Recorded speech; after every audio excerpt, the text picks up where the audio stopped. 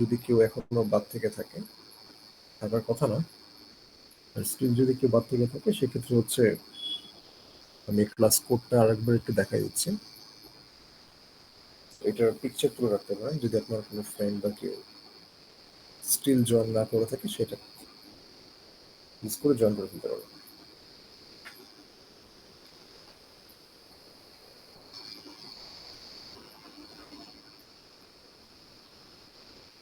আমরা যদি হচ্ছে এটা ক্লাস ওয়ার্ক ট্যাবে যাই, ক্লাস ওয়ার্ক ট্যাবে একেবারে নিচের দিকে গেলে আপনাদের এখানটাতে আপনারা দেখতে পারবেন কোর্স আউটলাইন নামে একটা জিনিস পোস্ট করা আছে।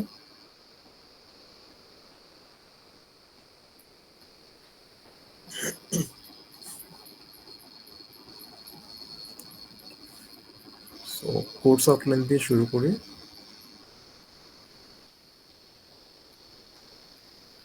এখানে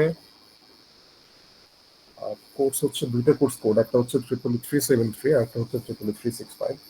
সো 365 এর কেউ আছেন কিনা আমার জানা নেই আপাতত। সো আমরা যদি দুইটা সেম জিনিস আলটিমেটলি, যেহেতু ক্রেডিট কোনো চেঞ্জ নাই, এটা তো 3 ক্রেডিট, ওটা তো 3 ক্রেডিট। সো 373 365 জাস্ট হচ্ছে ভার্সনের কারণে ডিফারেন্স, এছাড়া কিছু না। কন্টেন্ট অ্যান্ড এভরিথিং সবকিছু সেম থাকবে। তো এখানে ওরকম ডিসকাশনের মধ্যে কিছু নয়। আমরা যদি একটু নিচে দিকে যাই, যেখানে হচ্ছে 5টা সিও দেখতেছি, যার মধ্যে হচ্ছে প্রথম 2টা সিও আমার থিওরির সাথে অ্যালাইন্ড, বাকি 3টা হচ্ছে আমার ল্যাবের সাথে অ্যালাইন্ড। সো ল্যাবের অলরেডি আই গেস আপনাদের ক্লাস হয়ে গেছে। সো ল্যাবে যেহেতু আলাদা একজন ছিল সাথে, তো উনি অলরেডি আই গেস এগুলো সব ডিসকাস করে ফেলছে যে সিও গুলো কি কি ল্যাবের সাথে যেগুলো অ্যালাইন্ড। তো থিওরির সাথে যেটা অ্যালাইন্ড সেটা হচ্ছে CO1 অ্যান্ড CO2। CO1টা হচ্ছে মোস্টলি আমার থিওরিটিক্যাল পার্ট, যে আপনি মাইক্রো কন্ট্রোলারের ডিফারেন্ট ডিফারেন্ট অপারেশন গুলো এক্সপ্লেন করতে পারেন কিনা, ডিফারেন্ট ডিফারেন্ট মডিউলের সাথে ইন্টারফেসিংটা বুঝেন কিনা, ইন্টারফেসিং টেকনিক গুলো কি কি ওয়েতে সেগুলো কাজ করে। সো এটার উপরে মেনলি ফোকাসড।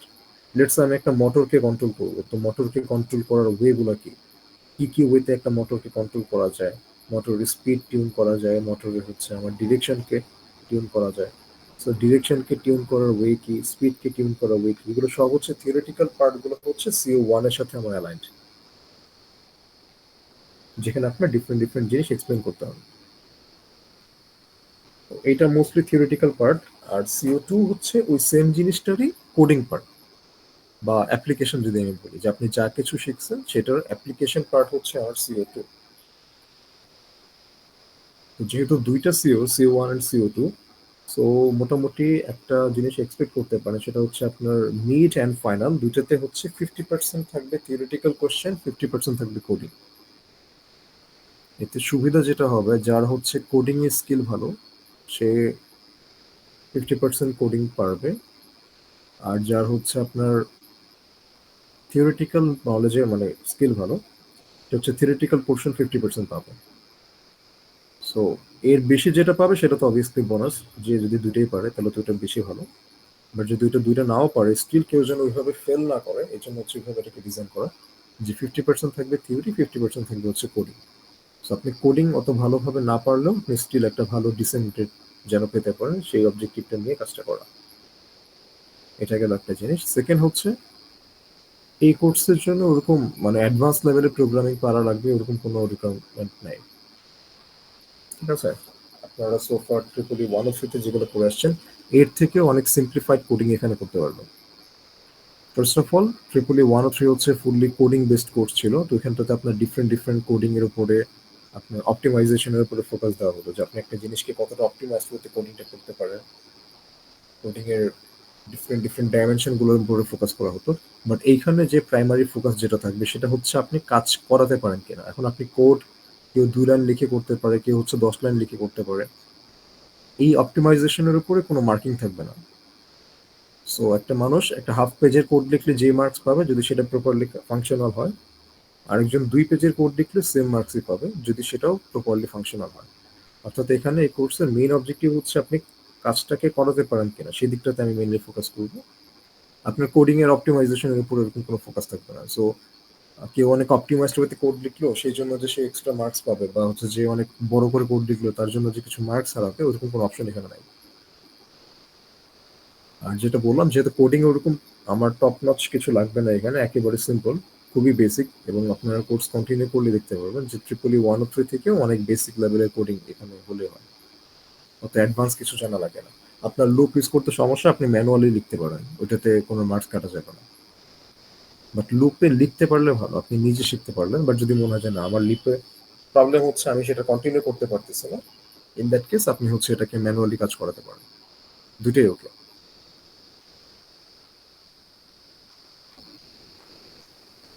ঠিক আছে।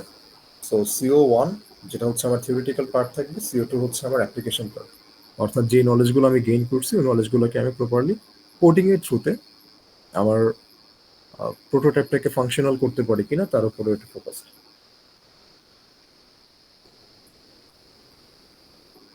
সো ওইখানে ওরকম আর কিছু নাই, এগুলো কিছু করতে পারেন চাইলে আপনার রিটেন গুলোতে।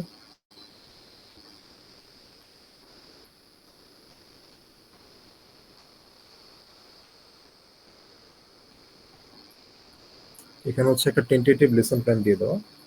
তো এই ওয়েতে আমরা আগাবো, বাট সবসময় দেখা যায় যে আসলে অনেক কিছু কভার করা যায় না, এটা দেখে মনে হচ্ছে যে অনেক অর্গানাইজড, বাট দেখা যায় যে লেকচার ডেলিভারি করতে গেলে কুইজ থাকে, দেন মিড, এসব কিছু মিলে হচ্ছে সবসময় সবকিছু কভার করা যায় না। সো যতটুকু কভার করা যায় অতটুকুর উপরে ফোকাসটা থাকবে। আপনাদের মিড টার্মের আগে যা কিছু পড়ানো হবে ওইটা মিড টার্মের সিলেবাস ইনক্লুডেড থাকবে। আর পাশাপাশি হচ্ছে আমি মিড টার্মের আগেও বলে দিব যে কতটুকু আমার সিলেবাস হবে। আর মিড টার্মের পরে যা কিছু পড়ানো হবে শুধুমাত্র ওইটুকু পোর্শন আপনার ফাইনাল পরীক্ষায় থাকবে। সো ইউজুয়ালি কমন প্র্যাকটিস যেটা সোফার যতটুকু দেখে আসছে, আপনার এখান থেকে এই টপিক পর্যন্ত সচরাচর মিড টার্মের আগে কভার করা যায় প্রপারলি। সো দেখা যায় যে এতটুকুই সচরাচর মিড টার্মের সিলেবাস রাখা হয়, আর বাকিটুকু হচ্ছে আপনার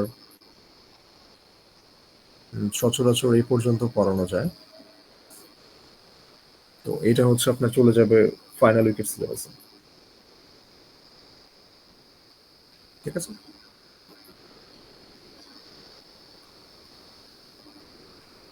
এবার আসি হচ্ছে মার্কস ডিস্ট্রিবিউশনে। সো এটা খুবই ক্রুশিয়াল একটা জিনিস। আপনার এখানে ক্লাসের অ্যাটেন্ডেন্স এবং ক্লাস পার্টিসিপেশন যেটা, অর্থাৎ ক্লাসে টুকিটাকি জিনিসপত্র হয়তো বা করতে দেওয়া হতে পারে, ওগুলো যাতে পার্টিসিপেট করেন, সেই ওভারঅল সবকিছু মিলে হচ্ছে আপনার 5% মার্কস অ্যালোকেটেড। যেখানে অ্যাটেন্ডেন্সের রিকোয়ারমেন্ট হচ্ছে অ্যাবাভ 90%, সো 90%-এর উপরে থাকলে আপনি 5% মার্কস পাবেন। আর এর নিচে যত নামবে সেটা প্রপোর্শনালি ওইভাবে কমতে থাকবে। বাট এই কোর্সের ফাইনালের জন্য মিনিমাম অ্যাটেন্ডেন্স রিকোয়ারমেন্ট যেটা ইউনিভার্সিটির সেট করা সেটা হচ্ছে 70%। বাট এই কোর্সের জন্য আমি হচ্ছে সেটাকে বারটাকে নিচে নামায় নিয়ে আসবো, সেটা হচ্ছে 50%। অর্থাৎ আপনি ফাইনাল পরীক্ষায় বসতে চাইলে আপনাকে মিনিমাম 50% প্লাস করতে হবে। ঠিক আছে। এটা গেল একটা। সেকেন্ড হচ্ছে আমার কুইজ থাকবে, কুইজ হচ্ছে 3টা কুইজ দেওয়া হবে, যার মধ্যে হচ্ছে 2টা কুইজ কাউন্ট করা হবে। সো কুইজে মার্কস থাকবে 30%, যেখানে প্রতিটা কুইজ হবে 20%-এর 20 মার্কসের কুইজ। সো বেস 2 কাউন্ট করলে ইন টোটাল হচ্ছে 40 থেকে সেটা 30-তে কনভার্ট হবে। দেন হচ্ছে একটা অ্যাসাইনমেন্ট দেওয়া হবে কোর্সে, সেই সিঙ্গেল অ্যাসাইনমেন্ট, সেটা হচ্ছে ইন্ডিভিজুয়াল, গ্রুপে না। ওইটাতে থাকবে 15% মার্ক। একটা মিড টার্ম সেটা হচ্ছে 20%, আর একটা ফাইনাল সেটা হচ্ছে 30%। এটা হচ্ছে এই কোর্সের ওভারঅল যে মার্কস ডিস্ট্রিবিউশন ওইটা। এইটা নিয়ে কারো কোনো কনফিউশন বা কোনো কনসার্ন থাকলে বলেন।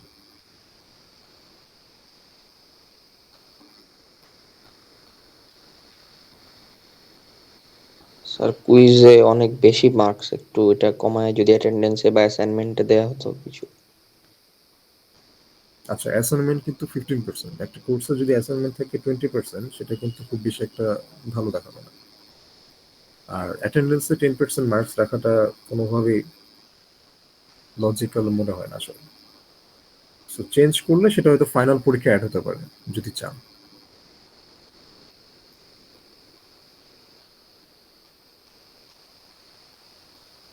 আচ্ছা ঠিক আছে। স্যার, থাক, ঠিক আছে। কারণ অ্যাটেন্ডেন্স 10% এটা টু মাচ হয়ে যায় একটা কোর্সের জন্য, যেহেতু থিওরিটিক্যাল কোর্স। ল্যাব হলে সেক্ষেত্রে এটা মানা যেত।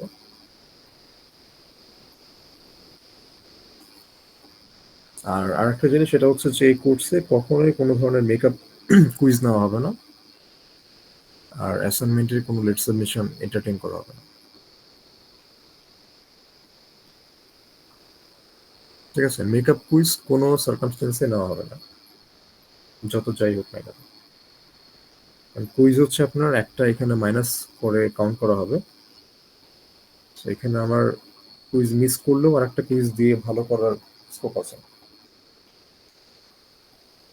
ঠিক আছে, মিড টার্ম অ্যান্ড ফাইনালের ক্ষেত্রে হচ্ছে মেকআপটা অ্যাপ্লিকেবল, বাট হচ্ছে কুইজের ক্ষেত্রে কোনো ধরনের মেকআপ হবে না, কোনো সার্কামস্টেন্সেই হবে না। আর হচ্ছে আমার অ্যাসাইনমেন্ট যেটা বললাম সেটার ক্ষেত্রে হচ্ছে লেট সাবমিশনটাকে এন্টারটেইন করা হবে না।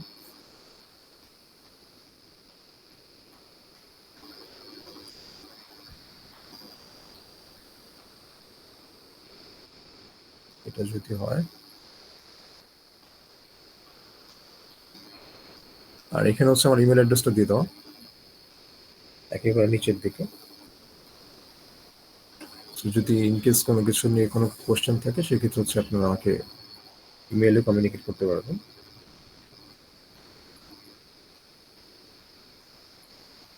So এখানে যা কিছু ছিল এটা হচ্ছে আপাতত কোর্সের ইন্ট্রোডাকশন। সো ইন্ট্রোডাকশন নিয়ে যদি কোনো এক্সট্রা কিছু বা যদি আমি কিছু মিস করে থাকি তাহলে সেক্ষেত্রে আপনারা বলতে পারেন।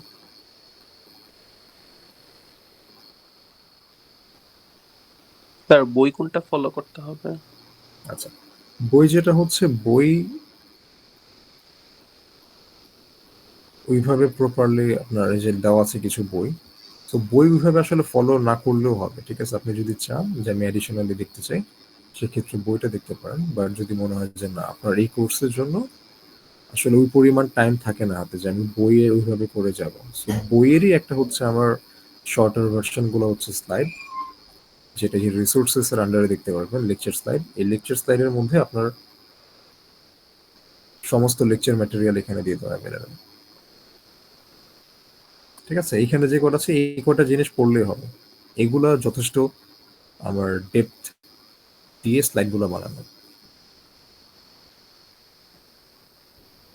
So এই স্লাইডগুলো পড়লে I guess সেটা মোর দেন এনাফ হবে। অ্যান্ড দেখবেন যে এটা পড়ে আসলে ওইভাবে বই পড়ার মতো টাইম থাকবে না। স্লাইডগুলো ইটসেলফ অনেক কন্টেন্ট ক্যারি করে, তো সো দেখা যাবে যে এটার পরে আলাদা করে আর বই দেখার মতো ওরকম সময় পাবেন না। তো এখানে সবগুলো স্লাইড অ্যাভেলেবল। আর একেবারে নিচের দিকে যদি দেখেন একদম লাস্টে একটা প্র্যাকটিস প্রবলেমের শীট দিয়ে দেওয়া, প্র্যাকটিস প্রবলেম।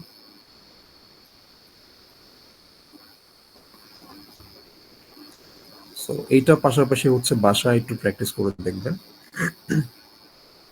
এখানে অনেকগুলো স্যাম্পল কোশ্চেন দিয়ে দেওয়া, এই কোশ্চেনগুলো সলভ করলে সেটা আই গেস এই কোর্সের জন্য সেটা বলতে এরকম। এখানে সবগুলো যে সলভ করতে হবে ওরকম না, সবগুলো জাস্ট পারলে বেটার, বাট আমি মাঝে মাঝে কিছু জিনিস বলে দিব যে হয়তো বা এই দুইটা জিনিস করতে হবে বা এই তিনটা জিনিস করতে হবে, তখন এখান থেকে ওগুলো করলে সেটা হয়ে যাবে। আর পাশাপাশি হচ্ছে লেকচার স্লাইড যেটা সেটা তো বললাম সেটা হচ্ছে আমার এনাফ এই কোর্সের জন্য। এখানে হচ্ছে টপিক ধরে ধরে ধরে আমার প্রবলেমগুলো দিয়ে দেওয়া, যেমন ইন্ট্রোডাকশন থেকে কি ধরনের কোশ্চেন আসতে পারে। তো ইন্ট্রোডাকশন থেকে নর্মালি আমি কোশ্চেন দিই না, প্রোগ্রামিং ফান্ডামেন্টাল থেকে থিওরিটিক্যাল কোশ্চেন টুকটাক থাকতে পারে, ডিজিটাল ইনপুট আউটপুট, দেন হচ্ছে আমার external interrupt, timer counter, automatic interfacing motor, ADC. তো নর্মালি এডিসি পর্যন্ত ইউজুয়ালি কভার করা যায় ইজিলি, ইউএসআরটিটা ওইভাবে টাইম থাকে না কভার করার মতো। দেখা যাক কতটুকু করতে পারি আমরা। সো এই হচ্ছে টুকিটাকি যে ইন্ট্রোডাকশন। আর কিছু সফটওয়্যারগুলো এখানে দিয়ে দেওয়া, ড্রাইভ লিঙ্ক, আপনারা চাইলে বাসায় সফটওয়্যারটা ইনস্টল করে প্রোটিয়াসে রান দিয়ে দেখতে পারেন। আপনাদের ল্যাব যেটা সেকশন 1 সেটার আই গেস অলরেডি ক্লাস হয়ে গেছে, তো সেকশন 2তে যেটা টুর ক্লাস তো আজকে হওয়ার কথা ছিল, বাট এই অনলাইনে হচ্ছে আসলে হার্ডওয়্যারটা তো দেখানো সম্ভব না, এই ল্যাবটাকে পোস্টপোন করে দেওয়া হয়েছে। আমরা হচ্ছে নেক্সট ল্যাবে এটা দেখবো যে কি করে প্রোটিয়াস দিয়ে আমার অ্যাটমেগা 3.2 নিয়ে কাজ করা যায়। তো ওইটা দেখলে পরে এরপর হচ্ছে আপনি বাসায় আপনার নিজের মতো করে এই কোড ভিশন নেভিয়ার আর হচ্ছে প্রোটিয়াস এই দুইটাকে ইনস্টল করে সিমুলেট করতে পারবেন সার্কিটগুলো। যদিও সিমুলেশনটা ম্যান্ডেটরি না, বাট আপনি সেক্ষেত্রে করে করে নিজে আর কি ডিফারেন্সগুলো ইজিলি দেখতে পারবেন যে আমার একটা জিনিস চেঞ্জ করলে সেটার রিফ্লেকশনটা কি হয়, এই সমস্ত কিছু। আর হচ্ছে আপাতত এখানে এরকম কিছু নাই।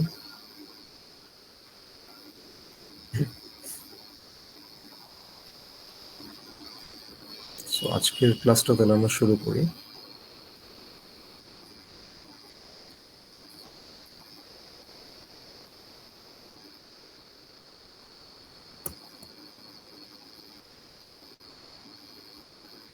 আজকে যেটা দেখাবো ওরকম ইম্পর্টেন্ট কিছু না, এখান থেকে পরীক্ষায় কোনো ধরনের কোশ্চেন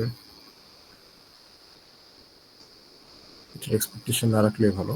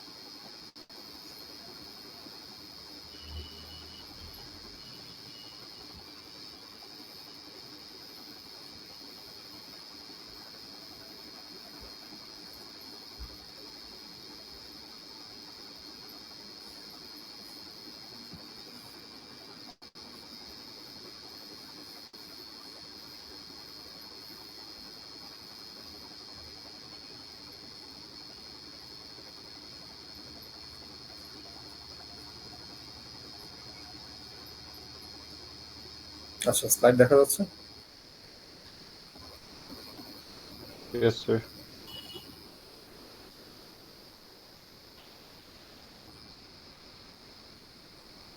তো ফার্স্টে হচ্ছে ইন্ট্রোডাকশন, সেটা হচ্ছে আমার মাইক্রো কন্ট্রোলার আর মাইক্রো প্রসেসর দুইটার মধ্যে কিছু বেসিক ডিফারেন্স আছে।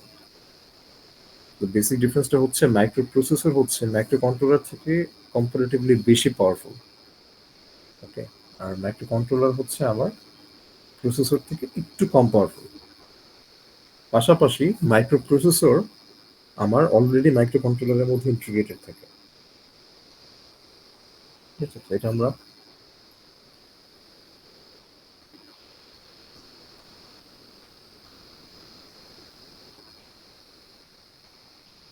দেখি।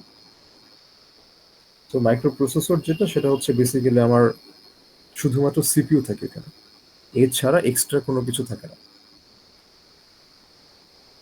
তো মাইক্রো প্রসেসরের মেইন কাজ হচ্ছে ইনফরমেশন গুলোকে প্রসেস করা, এর বেশি কিছু না। তো এটা হচ্ছে সিপিইউ থাকে, একটা সেন্ট্রাল প্রসেসিং ইউনিট থাকে, যেটার ভিতরে আমার থাকে একটা অ্যারিথমেটিক লজিক ইউনিট বা যেটাকে আমরা বলি এইলু, আর একটা হচ্ছে কন্ট্রোল ইউনিট। কন্ট্রোল ইউনিটের কাজ কি? কন্ট্রোল ইউনিটের কাজ হচ্ছে এই অপারেশন গুলোকে কন্ট্রোল করা।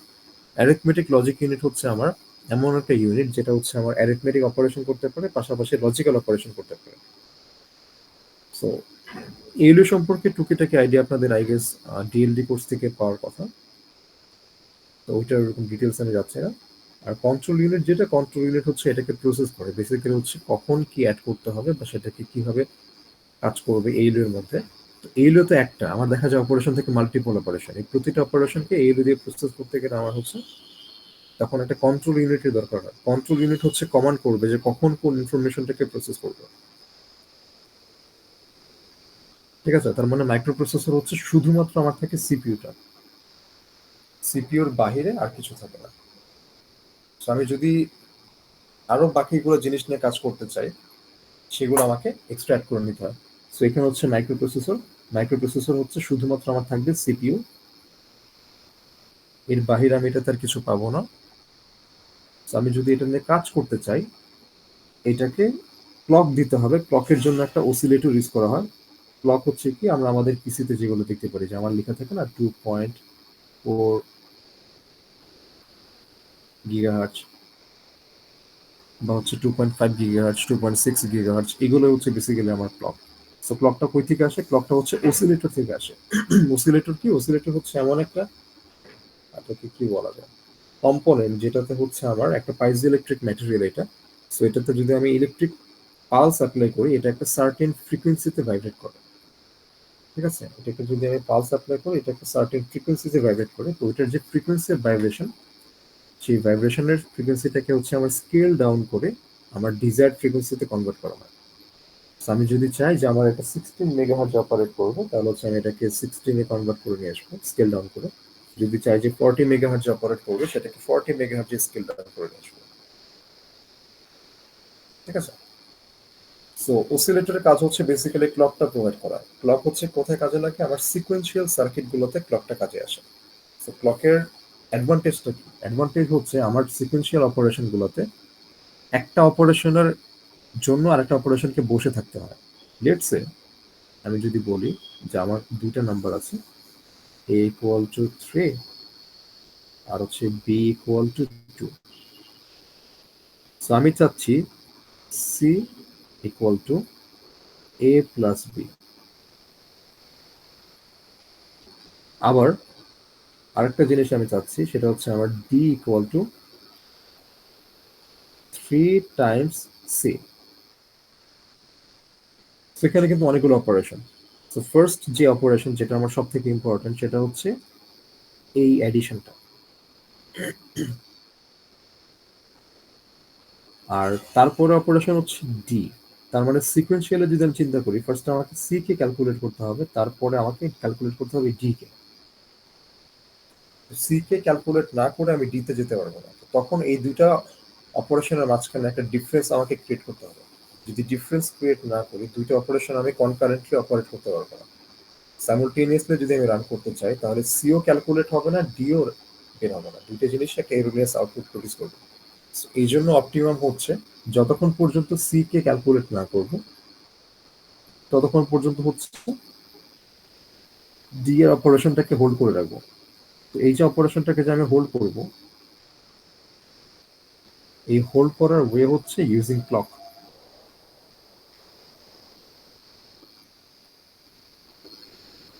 আপনারা অলরেডি সিকুয়েন্সিয়াল সার্কিটগুলো দেখে আসছেন। যখন আমি ক্লক চেঞ্জ না করি বা ক্লকের পজিটিভ এজ না পাই, ততক্ষণ পর্যন্ত হচ্ছে আরেকটা অপারেশন হোল্ড অবস্থা থাকে। আমি যদি ফ্লিপ ফ্লপের কথাগুলো বলি, ফ্লিপ ফ্লপ হচ্ছে তার ইনপুটটাকে আউটপুটে প্রোপাগেট করে না যতক্ষণ পর্যন্ত সে ক্লকের পজিটিভ এজ না পায়, ডি ফ্লিপ ফ্লপের ক্ষেত্রে।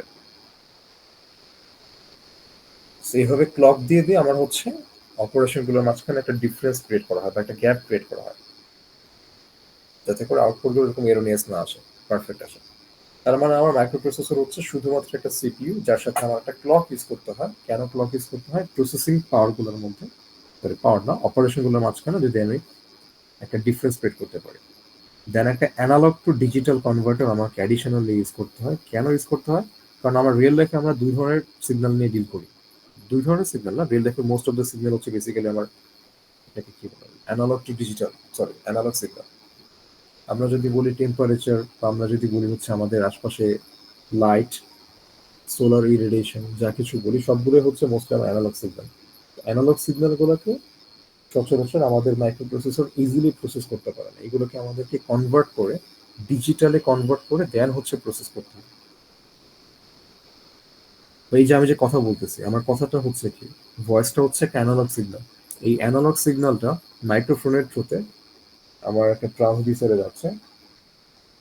এই ট্রান্সডিউসার হয়ে সেই অ্যানালগ থেকে যেটা সেন্সিটিভিটি এনার্জির ফর্মটা চেঞ্জ হচ্ছে, যেটা হচ্ছে একটা প্রেশার। আমি যখন কথা বলতেছি সেটা হচ্ছে বাতাসের উপরে একটা প্রেশার অ্যাপ্লাই হচ্ছে, এই প্রেশারটা ইলেকট্রিক্যাল কোয়ান্টিটিতে কনভার্ট হচ্ছে। এগুলো হচ্ছে এনার্জির একটা ফর্ম থেকে আরেকটা ফর্মে কনভার্সন। এনার্জিকে একটা ফর্ম থেকে আরেকটা ফর্মে কনভার্সনে আমার ইউজ হয় ট্রান্সডিউসার। ট্রান্সডিউসার দিয়ে আমরা হচ্ছে এনার্জিকে একটা ফর্ম থেকে আরেকটা ফর্মে কনভার্ট করি। তো সেটা যখন ইলেকট্রিক্যাল কোয়ান্টিটিতে কনভার্ট হয়ে গেল, এটা কিন্তু স্টিল আমার অ্যানালগ। সো অ্যানালগ কথা বলতেছি, সেটা বাতাসে প্রেশার অ্যাপ্লাই করতেছে, সেই প্রেশারটা হচ্ছে একটা অ্যানালগ কোয়ান্টিটি, সেটা আমার ট্রান্সডিউসারের থ্রুতে একটা ইলেকট্রিক্যাল মেজারেবল কোয়ান্টিটিতে কনভার্ট হচ্ছে, সেটাও আমার অ্যানালগ সিগন্যাল। অ্যান্ড ফাইনালি ওইটাকে আমি অ্যানালগ টু ডিজিটাল কনভার্টার বা এডিসি বলে, সেইগুলোর থ্রুতে আমি এটাকে কনভার্ট করতেছি। কিসে কনভার্ট করতেছি? ডিজিটালে।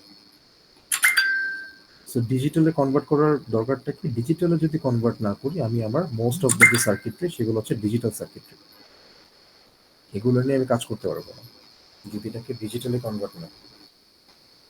পাশাপাশি হচ্ছে আমি যদি ইনফরমেশনকে স্টোর করতে চাই, স্টোর করার ক্ষেত্রে নর্মালি অ্যানালগ সিগন্যাল বা অ্যানালগ ইনফরমেশন স্টোর করতে গেলে অনেক হিউজ অ্যামাউন্টের মেমোরি প্রয়োজন পড়বে, যেটা হয়তো আমাদের পক্ষে প্রোভাইড করা পসিবল না। তখন হচ্ছে আমরা ডিজিটাল সিগন্যালের হেল্প নিই। ঠিক আছে? সো অ্যানালগ সিগন্যাল আর ডিজিটাল সিগন্যাল দুইটার মধ্যে ডিফারেন্স কি? কোনো আইডিয়া আছে এই ব্যাপারে?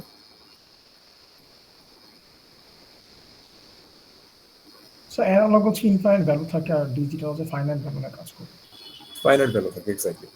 সো আমি যদি বলি যে এখন হচ্ছে আজকে সারা দিনের ঢাকার টেম্পারেচারের আপডেট কি বা টেম্পারেচার কেমন থাকবে, সো তখন আপনাকে কি করতে হবে? আপনি হচ্ছে ইউজুয়ালি কমন প্র্যাকটিস যেটা সেটা করবেন, সেটা হচ্ছে আপনি একটা থার্মোমিটার নেবেন, নিয়ে হচ্ছে ডিফারেন্ট ডিফারেন্ট টাইম ইন্টারভ্যালে টেম্পারেচারগুলো রেকর্ড করবেন।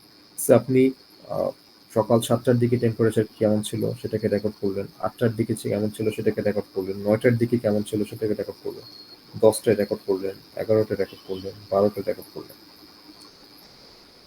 তাহলে এখন যদি আমি বলি যে আপনার এই যে মোটামুটি যে ফুল ডে না হাফ ডে টেম্পারেচার কেমন, তাহলে আপনি এখান থেকে মোটামুটি টেম্পারেচারের একটা আইডিয়া পেয়ে যাবেন। তাহলে কয়টা ভ্যালু? 1টা 2টা 3টা 4টা 5টা 6টা ভ্যালু এখানে আমার হচ্ছে। সো 6টা ভ্যালুকে স্টোর করতে একটা পেজের হয়তো বা একটা হাফ কর্নার হলেই এনাফ। এখন যদি আপনাকে প্রশ্ন করা হয় যে টেম্পারেচার 7:30-তে কত ছিল, এটার কোনো অ্যান্সার আছে? নাই। এর পেছনে রিজন হচ্ছে আপনি অলরেডি সিগন্যালটাকে কনভার্ট করে ফেলছেন। আপনার 7:30-তে অ্যাকচুয়ালি টেম্পারেচার ছিল, এমন না যে ওই সময়টাতে কোনো টেম্পারেচার এক্সিস্ট করে নাই। টেম্পারেচার 7:30-তেও ছিল, বাট আপনি ওইটাকে রেকর্ড করেন নাই। আপনি জাস্ট কিছু ডিসক্রিট টাইমটাতে টেম্পারেচারকে রেকর্ড করছেন, সেটা হচ্ছে 7টা 8টা 9টা 10টা 11টা 12টা, এই 6টা ভ্যালুকে আপনি নিছেন।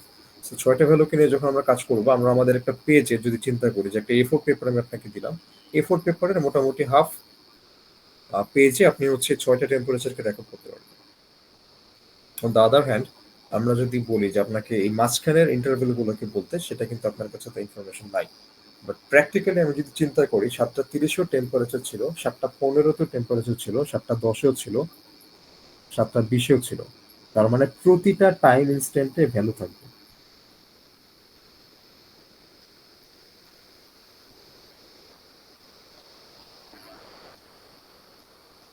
ঠিক আছে? প্রতিটা টাইম ইনস্ট্যান্টে তার একটা ভ্যালু থাকবে। এটা হচ্ছে অ্যানালগ সিগন্যাল হওয়ার রিকোয়ারমেন্ট,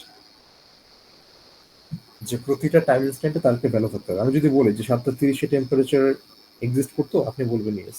যদি বলি যে 7:30 হচ্ছে 2 সেকেন্ড, ওই সময়টাতে টেম্পারেচার এক্সিস্ট করতো। 7:30 2 সেকেন্ড, তারপর আমি যদি বলি যে 1 ন্যানো সেকেন্ড, ওই সময়টাতে টেম্পারেচার এক্সিস্ট করতো। এরপর যদি বলি যে 1 পিকো সেকেন্ড, ওই সময়টাতে টেম্পারেচার এক্সিস্ট করতো। তার মানে আমি যত ছোট করি না কেন, আমার প্রতিটা টাইম ইনস্ট্যান্টে একটা ভ্যালু এক্সিস্ট করতো। সো দেখেন এখানে ইনফাইনাইট ভ্যালু এখানে পসিবল, কারণ আপনি যত ছোট করতে পারবেন। এই যে মাইক্রো, ন্যানো, পিকো, ফেমটো, ফেমটো মোটামুটি আমরা লাস্ট ধরি, বাট ফেমটো থেকেও ছোট হওয়া সম্ভব। সো প্রতিটা টাইম ইনস্ট্যান্টে একটা ভ্যালু এখানে এক্সিস্ট করতো। যেহেতু প্রতিটা টাইম ইনস্ট্যান্টে ভ্যালু এক্সিস্ট করতো, তার মানে হচ্ছে এটা হচ্ছে একটা অ্যানালগ সিগন্যাল, এবং এই এতগুলো ইনফরমেশন আমি যদি একটা খাতায় লিখতে চাই, আমার একটা দুইটা পেজে এনাফ হবে না।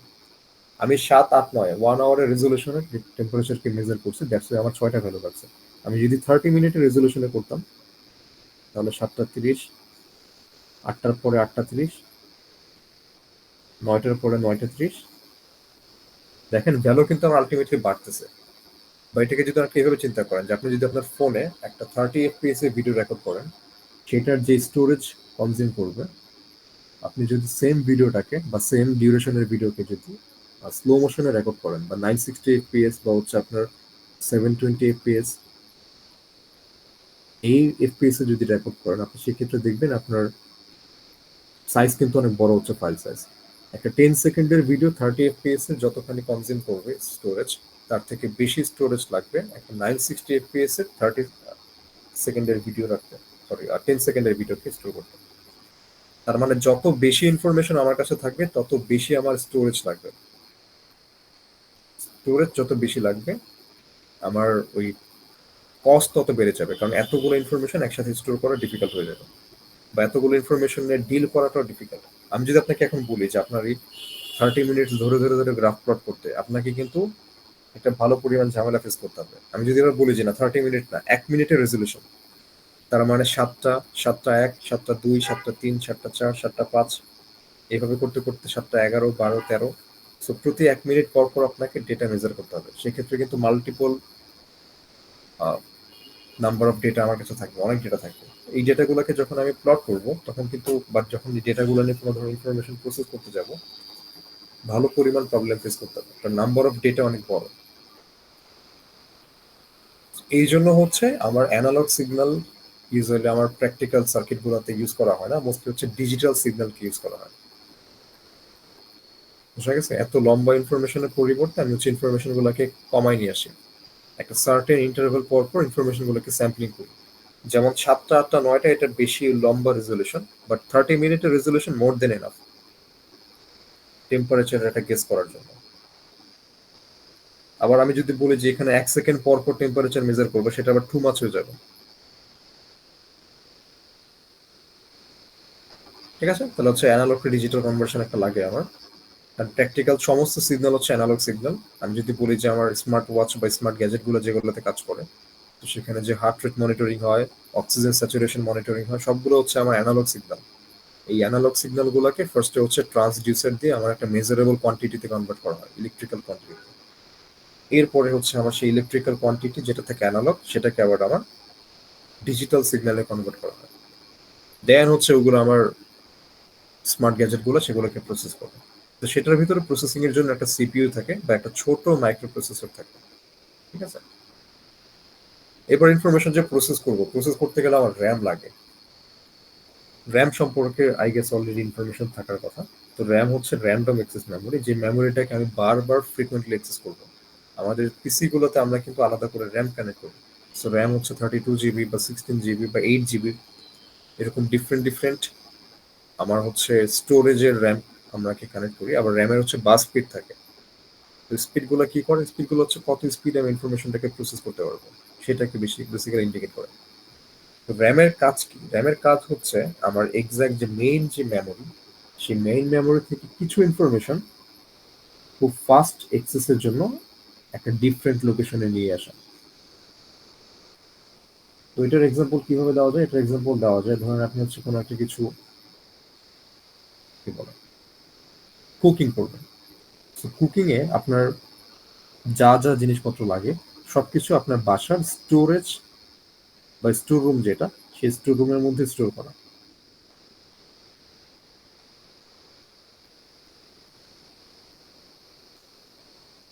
এখন আপনি যখন কুকিং করবেন, আপনি বারবার নিশ্চয়ই স্টোর রুমে যাবেন না যে আমার এটা লাগবে ওইটা স্টোর রুম থেকে নিয়ে আসি, ওইটা লাগবে ওইটা স্টোর রুম থেকে নিয়ে আসি। সো কুকিংটাকে ফাস্টার করার জন্য কি করবেন, স্টোর রুম থেকে যেই জিনিসগুলো রিকোয়ার্ড, আমি যদি হচ্ছে এখন চা বানাই, তাহলে চা বানাতে যে কটা জিনিস আমার লাগবে, সবগুলো জিনিস আমি আমার স্টোর রুম থেকে কিচেনে নিয়ে আসবো।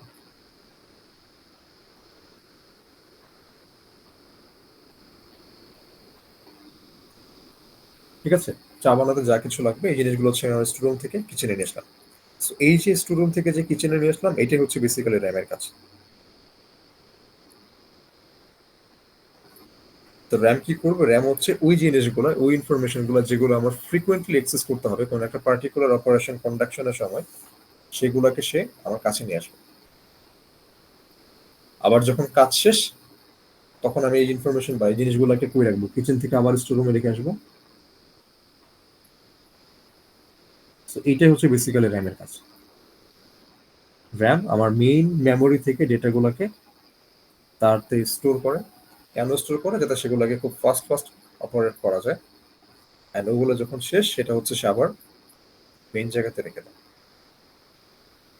এই জন্য আপনার র্যামের স্পিড যত বেশি হবে, পাশাপাশি র্যামের স্টোরেজ যত বেশি হবে, যত বেশি র্যাম থাকবে, তত বেশি আমার এই প্রসেসিংটা হবে আর স্মুথ হবে। আপনি এবার চিন্তা করেন যে আপনার কিচেন হচ্ছে খুবই ছোট, যেখানে আপনার লাগবে 5টা আইটেম, সেখানে আপনি 2টা আইটেম স্টোর করতে পারেন। তাহলে বাকি 3টার জন্য আপনাকে আবার ওই যে 2টার কাজ শেষ হলে পরে 2টাকে সরায় ওইখানে আবার 3টাকে রাখতে হবে। সো ওই কিচেন এরিয়া যত বড় হবে, কাজের স্মুথনেস যত আসবে, সিমিলারলি আমার র্যামের স্টোরেজ যত বড় হবে, তত বেশি আমার জন্য ভালো হবে। পাশাপাশি হচ্ছে স্পিডটাকেও মেজার করতে হবে যে কত ফাস্ট আমি এটাকে অ্যাক্সেস করতে পারতেছি। ঠিক আছে, তাহলে হচ্ছে আমরা দেখলাম মাইক্রোপ্রসেসর হচ্ছে আমার কি থাকবে, বেসিক্যালি একটা এএলইউ থাকবে, যেটা হচ্ছে আমার কন্ট্রোল কি বলে অপারেশন গুলোকে পারফর্ম করবে। আর একটা থাকবে কন্ট্রোল ইউনিট হচ্ছে ওই অপারেশন গুলোকে কন্ট্রোল করবে। সো এর বাইরে আর কিছু তার কাছে নাই। সো আমাকে নিজে এক্সটার্নালি একটা মেমোরি অ্যাড করতে হবে, যেখান থেকে ইনফরমেশন গুলোকে সে নিবে। একটা ক্লক অ্যাড করতে হবে, যেটা দিয়ে এক্সিকিউশন গুলোকে সে প্রপারলি সিনক্রোনাইজ করবে। একটা ইনপুট আউটপুট ইন্টারফেস থাকবে, যেখানে আমি এক্সটার্নাল ওয়ার্ল্ড থেকে ইনপুট দিব অ্যান্ড এক্সটার্নাল ওয়ার্ল্ডে মাইক্রো কন্ট্রোলার থেকে আউটপুট পাবো। দেন আমার ডিফারেন্ট টাইমার মডিউল এগুলো নিয়ে কাজ করতে হবে। তো এই সমস্ত কিছু আমাকে এক্সটার্নালি কানেক্ট করতে হয় মাইক্রো প্রসেসরের সাথে। এই জন্য হচ্ছে আমরা একটা মাদারবোর্ড নিই পিসির ক্ষেত্রে। মাদারবোর্ড নিয়ে আমরা হচ্ছে আলাদা করে মেমোরি কানেক্ট করি, দেন হচ্ছে আমার মানে হার্ড ডিস্ক বলি বা এসএসডি যেটাই বলি, আলাদা করে কানেক্ট করি। দেন হচ্ছে র্যাম কানেক্ট করি। ক্রিস্টালটা আমরা কানেক্ট করি না, ক্রিস্টালটা মোটামুটি ওই আমার মাদারবোর্ডের মধ্যে থাকে। পাশাপাশি হচ্ছে আমরা ডিফারেন্ট ওয়াইফাই কার্ড বলি, তারপরে হচ্ছে আরো এক্সটার্নাল যে কটা জিনিসপত্র লাগে সেগুলো হচ্ছে টুকটাকি আমরা এখানে কানেক্ট করে দিই। তো বেসিক্যালি খুব কমন সিনারিও যেটা, সেটা হচ্ছে র্যাম গুলোকে কানেক্ট করা, বাকি সমস্ত কিছু আমার মাদারবোর্ডের মধ্যে ইন্টিগ্রেটেড থাকে। সো মাইক্রো প্রসেসরের ক্ষেত্রে প্রসেসিং ছাড়া আর কোনো কিছু সে পারে না। বাকি যা কিছু আমার লাগবে সেটাকে অপারেট করতে সবকিছু আমাকে এক্সটার্নালি কানেক্ট করতে হবে। এটা হচ্ছে মাইক্রো প্রসেসরের মধ্যে, মাইক্রো প্রসেসরের ক্ষেত্রে অপারেশনের criteria. On the other hand, আমরা যদি মাইক্রো কন্ট্রোলারকে দেখি, তাহলে মাইক্রো কন্ট্রোলারের মধ্যে একটা চিপের ভিতরে সবকিছু ইন্ট্রিকেটেড। এটাকে আমরা একটা এসওসির মধ্যে চিন্তা করতে পারি, সিস্টেম অন চিপ। একটা সিঙ্গেল চিপ থাকবে, যে চিপের ভিতরে হচ্ছে আমার সমস্ত কিছু ইন্টিগ্রেটেড থাকবে। আমার যা যা লাগবে, আমার একটা সিপিইউ লাগবে, সিপিইউটার ভিতরে ইন্টিগ্রেটেড। আমার টাইমার কাউন্টার লাগবে ইন্টিগ্রেটেড, মেমোরি লাগবে ইন্টিগ্রেটেড, ক্লক লাগবে integrated, USRT integrated, input output interface integrated. Other যা কিছু লাগবে সবকিছু একটা সিঙ্গেল চিপের ভিতরে ইন্টিগ্রেটেড। তাহলে এই যে ফার্স্টে যেটা সিপিইউ লিখলাম, এটাই কিন্তু আমার মাইক্রো প্রসেসর, আর বাকি সবকিছু এর ভিতরে ইন্টিগ্রেটেড। তার মানে আমরা বলতে পারি যে মাইক্রো কন্ট্রোলার ইটসেলফ একটা মাইক্রো প্রসেসরকে ক্যারি করে। পাশাপাশি মাইক্রো প্রসেসরের অপারেশনের কনভিনিয়েন্সের জন্য যা কিছু লাগে সবকিছু এখানে একটা সিঙ্গেল চিপের ভিতরে ইন্টিগ্রেটেড থাকে। সো মাইক্রো কন্ট্রোলারকে ডিসক্রাইব করা যায় as a computer on a chip. So regular PC হচ্ছে আমার কিছু জেনারেল পারপাজে কাজ করা হয়, যেখানে মাইক্রো কন্ট্রোলার হচ্ছে একটা স্পেসিফিক টাস্কের জন্য ইউজ করা হয়। জেনারেল পারপাস বলতে কি, একটা সেম পিসি দিয়ে আপনি গেম খেলতেছেন, সেম পিসি দিয়ে অফিসের কাজ করতেছেন, সেম পিসি দিয়ে হচ্ছে এন্টারটেইনমেন্ট পারপাস ইউজ করতেছেন, সিমুলেশন পারপাস ইউজ করতেছেন। তো খুব জেনারেল কাজ করতেছেন। কোনো স্পেসিফিক ডেডিকেটেড টাস্কের জন্য পিসি নর্মালি ইউজ করা হয় না সচরাচর। সেখানে মাইক্রো কন্ট্রোলার হচ্ছে খুবই স্পেসিফিক কাজের জন্য, অর্থাৎ একটা কাজের জন্য যে মাইক্রো কন্ট্রোলারকে রেডি করা হয়েছে, সেটা দিয়ে সচরাচর আরেকটা কাজ করা হয় না। একদম স্পেসিফিক কিছু অ্যাপ্লিকেশন। একটা পিসিতে আপনি যখন খুশি, এখন মনে চাচ্ছে সিমুলেশন না দিতে পারতেছেন, এখন মনে চাচ্ছে আপনি এটাকে কি বলে এন্টারটেনমেন্ট পারপাস ইউজ করতেছেন, এখন মনে চাচ্ছে আপনি এটা দিয়ে গেম খেলতেছেন। বাট মাইক্রো কন্ট্রোলারকে এত ইজিলি জিনিসটা হচ্ছে কাজ করা যায় না। আমি যদি এখন একটা মাইক্রো কন্ট্রোলার নিয়ে কাজ করি, আমি যদি আরেকটা ডিফারেন্ট অপারেশনের দিকে ফোকাস করি, আমাকে মাইক্রো কন্ট্রোলার চেঞ্জ করতে হবে। চেঞ্জ না করলে আমি সেটাতে কাজ করতে পারবো না। সো মাইক্রো কন্ট্রোলার একদম ফুল সিস্টেমটাকে রিপ্লেস করতে হবে। রিপ্লেস না করে আমি অন্য ধরনের কাজ করতে পারবো না। একটা ডেডিকেটেড টাস্কের পরিবর্তে আরেকটা টাস্ক করা যাবে না। এইটা হচ্ছে ডিফারেন্সটা মেইন, যে মাইক্রো কন্ট্রোলারটাকে মেইনলি বানানো হয়েছে for specific application.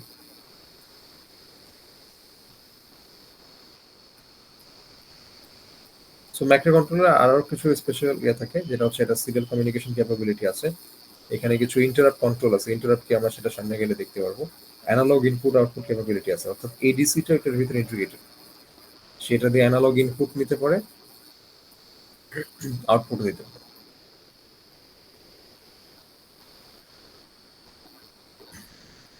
So difference গুলো কি? ডিফারেন্সটা হচ্ছে এই যে এটা একটা ডিফারেন্স বলা যায়, যে দেখে আমার মনে হয় যে দুইটা জিনিস সিমিলার, আলটিমেটলি এটা আমার একটা আইসি, একটা আইসি, বাট এই আইসিটা হচ্ছে শুধুমাত্র আমার প্রসেসিং পাওয়ারটা আছে, আর এখানে প্রসেসিং এবং এর সাথে যা কিছু লাগবে অ্যাডিশনাল সাপ্লিমেন্টারি সবকিছু এখানে অ্যাভেলেবল একটা চিপের ভিতরে।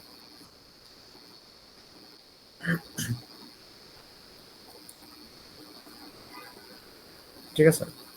সো আমরা যদি আরো ইজিলি বলি, সেটা হচ্ছে যে আমার এই যে ফোনগুলো যে আমরা ইউজ করি, ফোনগুলো কি? ফোনগুলো হচ্ছে একটা সিঙ্গেল চিপের ভিতরে সবকিছু ইন্টিগ্রেটেড থাকে। এখনকার যে ফোন বানানোর যে টেকনোলজি গুলো থাকে, সেটা হচ্ছে মোস্টলি একটা সিঙ্গেল চিপের ভিতরে সবকিছু ইন্টিগ্রেটেড থাকে, এসওসি টাইপের। আর কম্পিউটারের কথা যদি বলি, এখনো কিন্তু কম্পিউটার গুলোতে হচ্ছে আপনার পিসি গুলোতে আলাদা করে পেরিফেরাল গুলো কিনে নিতে হয়, যে আমার একটা প্রসেসর থাকবে, তার সাথে হচ্ছে আমার র্যাম, রম, এগুলো আলাদা করে কিনে নিতে হয়। বাট আমি যদি ম্যাকের কথা বলি, ম্যাকের ক্ষেত্রে কিন্তু এগুলো সব হচ্ছে আমার কাইন্ড এসএসসি, এগুলো একটা ইয়ার ভিতরে ইন্টিগ্রেটেড থাকে, আলাদা করে এইভাবে কেনার অপশন খুব একটা থাকে না। এসওসি সুবিধাটা কি? এসওসি সুবিধা হচ্ছে এসওসি নর্মালি এখনকার অ্যাডভান্সমেন্টে, টেকনোলজির অ্যাডভান্সমেন্টে এসওসি গুলো খুবই পাওয়ারফুল। আপনার নর্মাল পিসি নর্মালি আরো বেশি পাওয়ারফুল, বাট এসওসি গুলো হচ্ছে এর কাছাকাছি চলে গেছে অলমোস্ট পাওয়ারের দিক দিয়ে। আর্ম আর্কিটেকচারের ডেভেলপমেন্টের থ্রুতে আমরা হচ্ছে জিনিসগুলো আরো বেশি অ্যাডভান্স হচ্ছে। এফিসিয়েন্টলি স্যার, না যায় ওই Efficiency, সেম। কারণ ওই সেম জিনিস চিন্তা করেন যে আপনার এখানে হচ্ছে মাইক্রো প্রসেসরটা, আপনার এইখানে র্যাম, তো এখান থেকে ডেটা এখানে যাবে, এখানে কিছু প্রোপাগেশন ডিলে থাকবে, কিছু ওয়্যার ডিলে থাকবে, গেট ডিলে থাকবে। এই সবগুলো জিনিস বাদ দিয়ে আমি যদি এই র্যামের পার্টটাকে এর ভিতরে বসাই দিই, তাহলে কিন্তু আমার কাজ আরো বেশি স্মুথ হচ্ছে। যেটা বললাম যে আপনার কিচেন অ্যান্ড স্টোর রুম দুইটার যদি ডিফারেন্স অনেক থাকে, যে আমার স্টোর রুম থেকে কিচেন আসতে মোটামুটি 10 মিনিটের মতো টাইম লেগে যায়, আবার সেখানে হচ্ছে আমার কিচেনের ভিতরেই ছোট করে স্টোরেজের জন্য আলাদা আলাদা আমি ট্যাঙ্ক রেডি করছি, তাহলে ওইটা তো আরো বেশি এফিসিয়েন্ট হবে। আমার আলাদা করে কোনো স্টোর রুমে যাওয়া লাগতেছে না, আমি আমার সিঙ্গেল কিচেনের ভিতরে সবকিছু পেয়ে যাচ্ছি। যাই হোক, ওটা আসলে এই কোর্সের সাথে অ্যালাইন না, বাট এটা জাস্ট বলে রাখলাম যে এই জিনিসগুলোর কারণে আমরা হচ্ছে আলটিমেটলি এই, যদিও আমরা এইভাবে স্পেসিফিক্যালি মাইক্রো প্রসেসর কাজ করি, বাট এসএসসি গুলো অনেক বেশি পাওয়ারফুল হয়ে যাচ্ছে এখন ডে বাই ডে। আর আর্কিটেকচার চেঞ্জ হওয়াতে আমার আরো বেশি এগুলো হচ্ছে লো পাওয়ার কনজিউমিং ডিভাইস বানানো যাচ্ছে, খুব কম পাওয়ারে তারা কাজ করতে পারতেছে, যেটা এখনকার ওয়ার্ল্ডের মেইন রিকোয়ারমেন্ট, যে একটা হচ্ছে কম্পিউটেশন পাওয়ার থাকবে অনেক বেশি, আর হচ্ছে আমার পাওয়ার রিকোয়ারমেন্ট থাকবে অনেক কম। আর এটা যেটা বললাম যে এটা হচ্ছে মাইক্রো কন্ট্রোলার, মাইক্রো কন্ট্রোলারের ভিতরে আমার সবকিছু এক জায়গায় ইন্টিগ্রেটেড থাকবে একটা এসওসির মতো, তাহলে বোঝা যাচ্ছে যে মাইক্রো প্রসেসর অনেক বেশি পাওয়ার লাগবে, মাইক্রো কন্ট্রোলারের ক্ষেত্রে খুব কম পাওয়ার লাগবে। মাইক্রো প্রসেসরের ক্ষেত্রে আলাদা করে র্যাম রম কিনতে হবে, মাইক্রো কন্ট্রোলারের ক্ষেত্রে আলাদা করে কিছু কিনতে হবে না, সবকিছু ইন্টিগ্রেটেড। সো অ্যাপ্লিকেশন ওয়াইজ যদি দেখি, যেটা হচ্ছে আমার মাইক্রো প্রসেসর দিয়ে আমরা নর্মালি বিশেষ করে সিপিইউ টিপি এগুলো বানানো হয়। আর মাইক্রো কন্ট্রোলারের ইউজগুলো হচ্ছে এই যে ডিজিটাল ক্যামেরাগুলো যে আমরা দেখে আসছি, দেন আমাদের যে ওয়াশিং মেশিন, আমাদের যে মাইক্রোওয়েভ ওভেন থেকে, এগুলোতে মোস্টলি ইউজ করা হয়। বা যে কোনো ধরনের এখন অনেক ধরনের ইয়ে আছে, আপনার কি বলে ডিজিটাল অ্যাপ্লায়েন্স আছে যেগুলোতে মাইক্রো কন্ট্রোলার ইউজ হয়। So, আমি যদি একটা বলি যে Bluetooth system, Bluetooth sound system, audio recording যে ডিভাইসগুলো, সেগুলোর ভিতরে মাইক্রো কন্ট্রোলার থাকে। সো ডিজিটাল ক্যামেরাতেও কিন্তু মাইক্রো কন্ট্রোলার থাকে। এটা কিভাবে কাজ করে? এটা হচ্ছে আমার ওই লাইটগুলো যখন আসে, তো ডিফারেন্ট ডিফারেন্ট লাইটের কালারের উপর বেস করে ইলেকট্রনগুলো different different energy level excite হয়। গ্রিন লাইট পড়লে সেটার ইলেকট্রনের এক্সাইটেশন যেমন হবে, আমার রেড লাইট পড়লে এক্সাইটেশন ডিফারেন্ট হবে, ব্লু লাইট পড়লে এক্সাইটেশন ডিফারেন্ট হবে। সো এই যে ডিফারেন্ট ডিফারেন্ট এক্সাইটেশনের কারণে ডিফারেন্ট ডিফারেন্ট কারেন্ট প্রডিউস হয়। কারেন্টের ভ্যালুর উপর বেস করে তারা হচ্ছে ইন্ডিভিজুয়াল পিক্সেলগুলোকে টিউন করে। সো এই পিক্সেলটার উপরে যে লাইট পড়বে, সেই লাইটের ইন্টেন্সিটির উপর বেস করে অ্যান্ড হচ্ছে আমার লাইটের যে কালার, সেটার উপর বেস করে হচ্ছে একটা ডিফারেন্ট কারেন্ট সিগন্যাল প্রডিউস হবে। এরকম প্রতিটা পিক্সেল থেকে different different current signal produce হয়। এইগুলো দিয়ে হচ্ছে ফাইনালি সেগুলোকে প্রসেস করে ডিজিটাল ক্যামেরাগুলো কাজ করে। এটার সিমিলার জিনিসপত্র আপনারা শিখতে পারবেন যদি অপটো ইলেকট্রনিক্স কোর্সটা করেন, এখানটাতে মোটামুটি কিছু আইডিয়া পাবেন।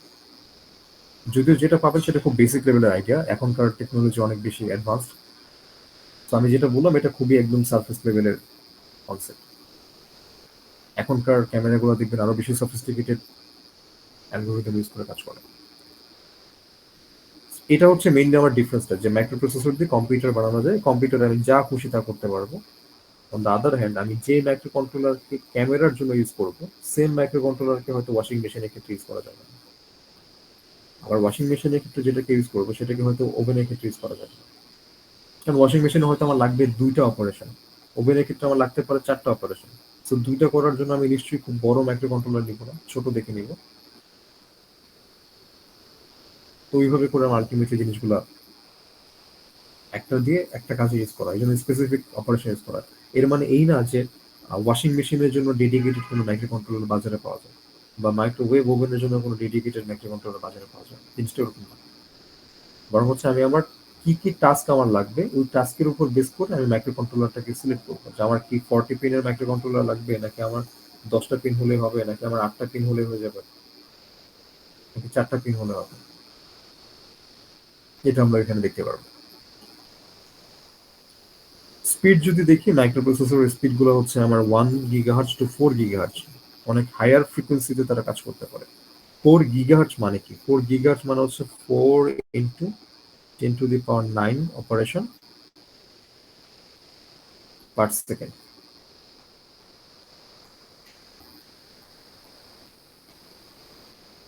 সে সেকেন্ডে 4 ইন্টু 10⁹9 অপারেশন করতে পারে।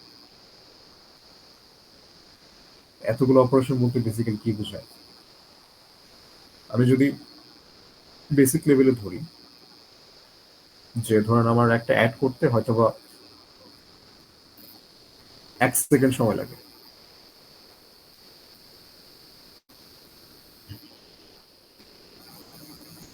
ঠিক আছে? বা আমি যদি ইয়ার কথা চিন্তা করি,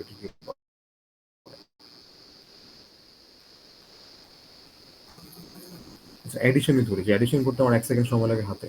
তো আমি যদি আমার এই মাইক্রো প্রসেসর গুলো দিয়ে এডিশন গুলো করি, আমি ধরলাম যে এডিশন করতে তার সময় লাগবে, বা সে সেকেন্ডে অ্যাড করতে পারবে 100টা জিনিস।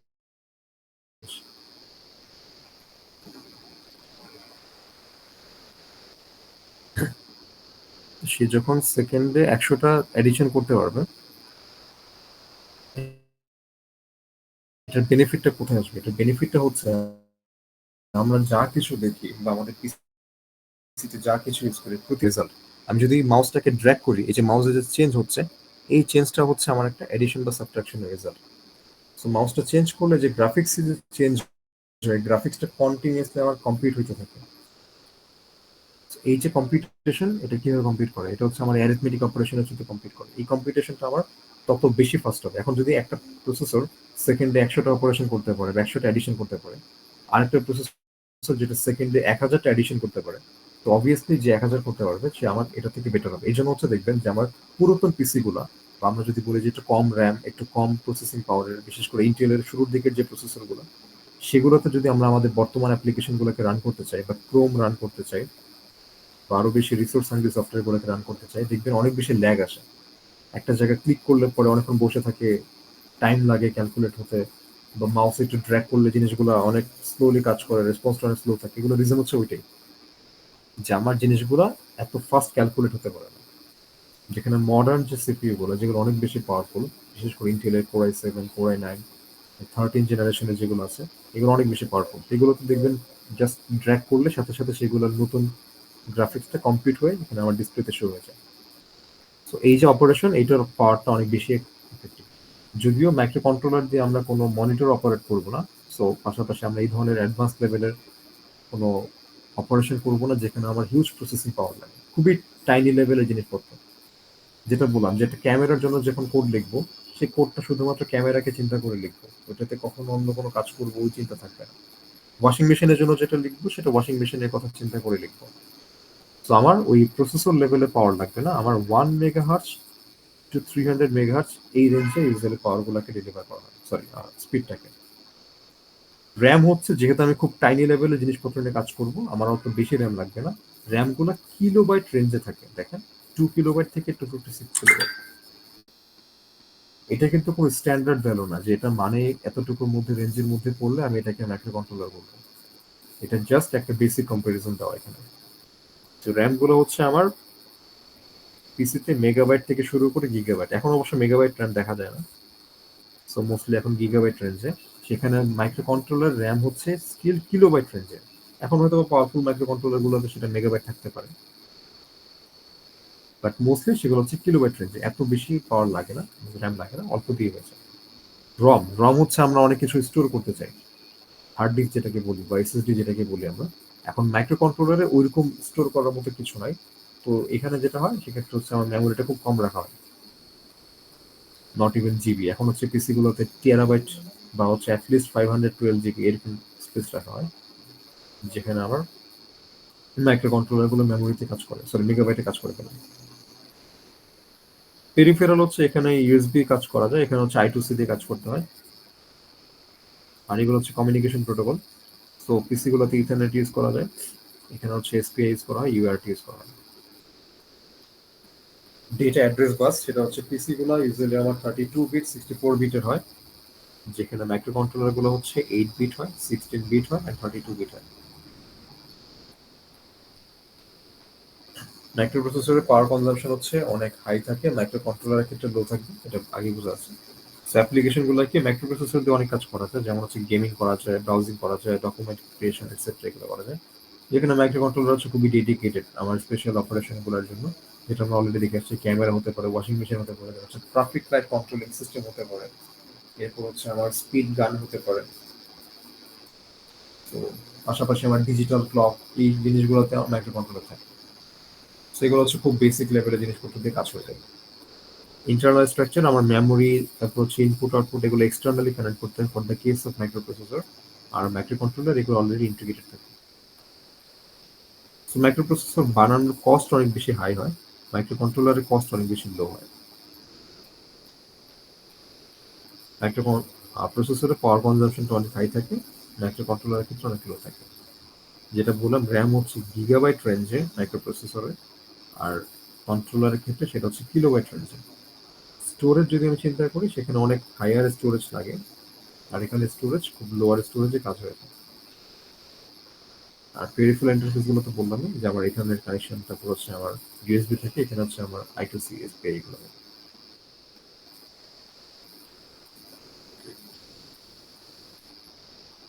সো মাইক্রো প্রসেসর গুলো কেন বেশি পাওয়ারফুল, সেটা হচ্ছে এই যে আমার স্মল সাইজ থাকে, তারপর হচ্ছে আমার কস্ট গুলো অনেক কম থাকে, এগুলো অনেক বেশি রিলায়েবল ডিভাইস, পাওয়ার কনজাম্পশন অনেক লোয়ার থাকে, ভার্সেটিলিটি অনেক বেশি থাকে। অর্থাৎ আমি একটা জিনিসের মধ্যে ডিফারেন্ট ডিফারেন্ট কোড আপলোড করে ডিফারেন্ট ডিফারেন্ট অপারেশন ইউজ করতে পারতেছি, আর এগুলো মোটামুটি পাওয়ারফুল। এইটার অত ডিটেলে যাওয়ার কিছু নাই।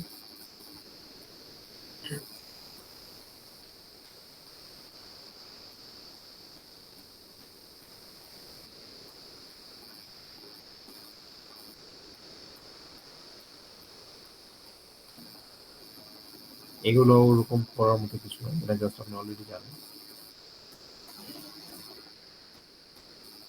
So micro controller base system হচ্ছে যে আমার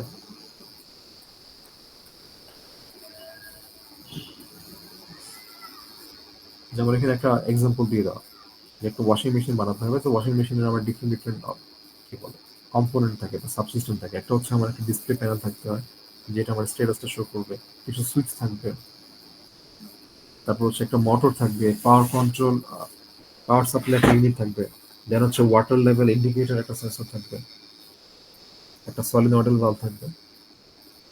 তো রুলগুলো কি? রুল হচ্ছে ফার্স্টে ওয়াশ বাই স্পিনিং, তার মানে স্পিন করবে কি দিয়ে? স্পিন করবে মোটর দিয়ে, দেন সেটাকে রিন্স করবে, সেটাকে ড্রাই করবে। এই যে প্রত্যেকটা স্টেপ যেটা আমার, এই স্টেপগুলো কিভাবে অপারেট হবে এটা দেখেন একটা সিকোয়েন্সিয়াল টাস্ক। এটার জন্য আমার মাইক্রো প্রসেসর দরকার, এটা খুবই ডেডিকেটেড স্পেসিফিক কিছু টাস্ক।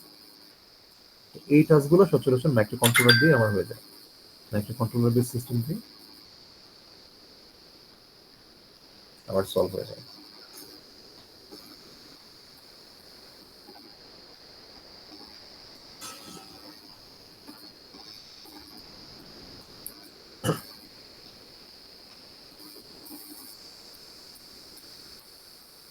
তো এখানে আরো কিছু টিপিক্যাল অ্যাপ্লিকেশন দিয়ে দেওয়া, যেমন কনজিউমার ইলেকট্রনিক্স প্রোডাক্ট গুলোতে ইউজ হয়, বিশেষ করে আরসি কার্ড টয়গুলো যেগুলো আমার থাকে। তারপর হচ্ছে আমি যদি ড্রোন গুলো বলি, এগুলো মোটামুটি কন্ট্রোলার দিয়ে হয়ে যায়। তারপর ডিফারেন্ট ডিফারেন্ট টয়, ক্যামেরা, দেন হচ্ছে ক্যাম্পোর্ডার, রোবট। ক্যাম্পোর্ডার গুলো আপনারা দেখছেন কিনা আমি জানি না, এটা হচ্ছে আগে আরো বেশি দেখা যেত, এখন মোটামুটি ক্যামেরা গুলো দিয়ে হচ্ছে ইয়েগুলো করা হয়, ভিডিও রেকর্ডিং গুলো ইউজ করা হয়। তারপর হচ্ছে ওয়াশিং মেশিন, মাইক্রোওয়েভ বললাম, দেন হচ্ছে অসিলোস্কোপ, যেটা আপনারা অলরেডি অনেকবার ইউজ করে আসছেন। তো অসিলোস্কোপ গুলো, তারপর হচ্ছে ডিফারেন্ট ডিফারেন্ট মেডিকেল ইকুইপমেন্ট গুলোতে আমার মাইক্রো কন্ট্রোলার দিয়ে কাজ হয়ে যায়। তার হচ্ছে ডিফারেন্ট ডিফারেন্ট প্রসেস কন্ট্রোল, সেটা হচ্ছে ডেটা অ্যাকুইজিশন, আমার ডেটাগুলোকে এক জায়গায় লক করা। তারপরে ডিফারেন্ট ডিফারেন্ট ইন্ডাস্ট্রিয়াল অটোমেশনের টুকিটাকি কাজপত্র মাইক্রো কন্ট্রোলার দিয়ে করা যায়। তারপর হচ্ছে কমিউনিকেশন ডিভাইসগুলো, যদি বলি টেলিফোন ডিভাইস, এগুলো হতে পারে অফিস ইকুইপমেন্ট, যেমন হচ্ছে ফ্যাক্স, প্রিন্টার, এগুলো তো হচ্ছে মাইক্রো কন্ট্রোলার দিয়ে হয়ে যায়। দেন হচ্ছে আমার এই যে মাইক্রোমিডিয়া অ্যাপ্লিকেশন, যেগুলো সেলফোন, এগুলো দিয়ে। সো বর্তমানে এখন মাইক্রো কন্ট্রোলার গুলো এতটাই পাওয়ারফুল যে কোনটা যে আসলে মাইক্রো কন্ট্রোলার আর কোনটা যে মাইক্রো প্রসেসর, এগুলো বোঝাটা খুবই টাফ।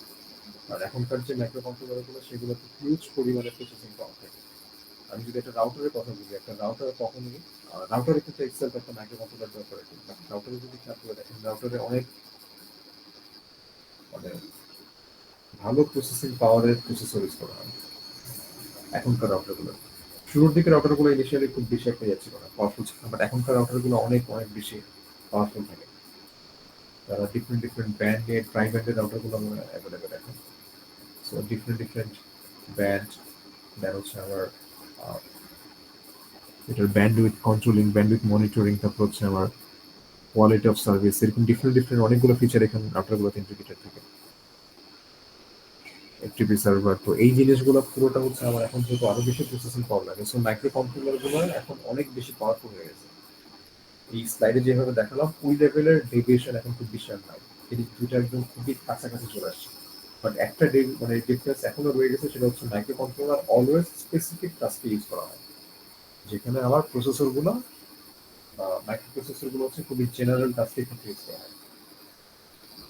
এই ফান্ডামেন্টাল ডিফারেন্সটা এখনো আছে, বাট প্রসেসিং পাওয়ার বলি, এগুলো বলি, এগুলো এখন অনেক বেশি কাছাকাছি চলে আসছে।